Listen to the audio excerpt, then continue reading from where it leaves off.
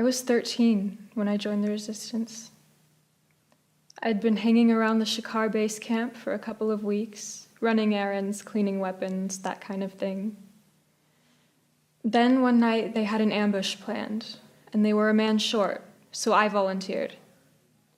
But everyone thought I was too young, too small.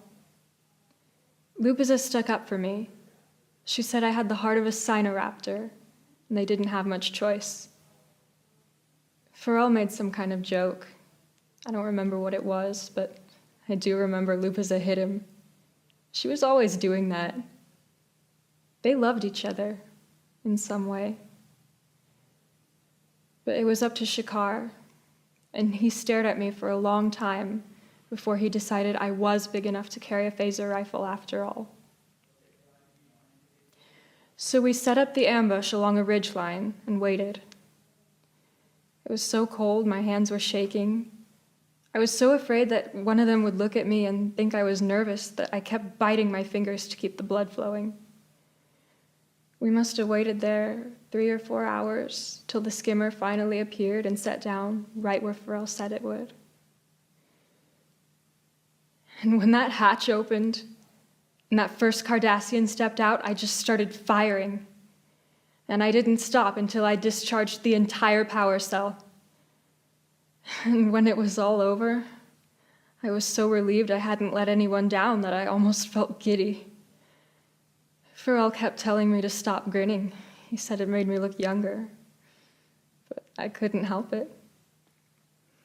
I was one of them. I was in the resistance.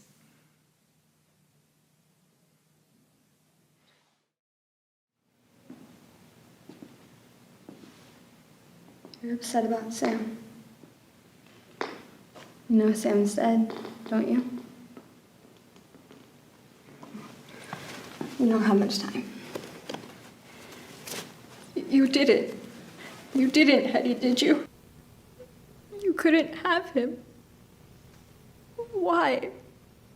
Why? Allie, he came in my mouth. Then he tried to beat the shit out of me because I wanted to tell you. You know it was an accident. He deserved it. Okay? Come on, the police will be here soon.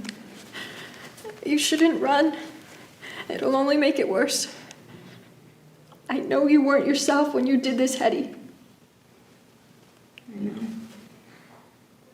That was you. Who is this Hetty anyways? No one's seen her. Her name's not on the lease. There's not even a fingerprint of hers here. I've been cleaning the house like crazy. You have to come with me, Ellie, or they'll put you away. It'll never work. People have seen you. We'll go to a lawyer or a doctor or something and they'll explain it to the police. No. Why are you making me do this? You can be in a lot of trouble without me. I'm not gonna leave you. That wouldn't be right. I won't leave you. Okay? Come on. Come on.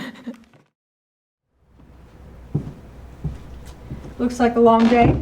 Hey, Pete. Sorry to make it longer. Brian, the usual. Peter. Anyone ever say no to a drink with you, Pete? Sure. Trick is to keep asking. For Boston.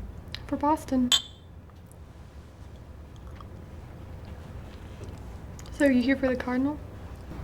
No, I wouldn't presume to speak for the Cardinal. You know, you got a lot of people here who respect you, Robbie. Respect your work. Good to know. It's because you care about this place. It's why you do what you do. It's who you are. But people need the church more than ever right now. You can feel it. And the Cardinal may not be perfect, but we can't throw out all the good he's doing over a few bad apples. Mm-hmm.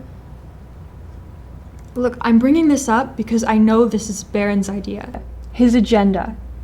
And I gotta tell you, honest to God, he doesn't care about this place the way you and I do.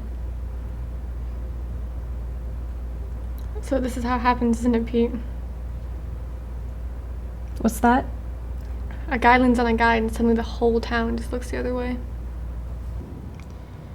Look, Marty Barron is just here trying to make his mark. He's going to be here a couple years, and then he's going to move on, just like he did in New York and Miami. Where are you going to go? Pete, when we do run the story, I'm gonna need a comment from the Cardinal. We'll talk later. Good night, Robbie. His mother. You've never had an empty moment in your whole life, have you? Only my share. Where are you going? I don't mean to pry. I'm looking for a private island. What are you running from? Why would you ask that? No. People never run from anything. The rain didn't last very long. You know what I think? I think we're all trapped in our own private little traps. We claw and we claw. Only at each other. But we only find the air. Sometimes we deliberately step into those traps. I was born in mine. I don't mind it anymore. You should mind it. I do, but I say I don't.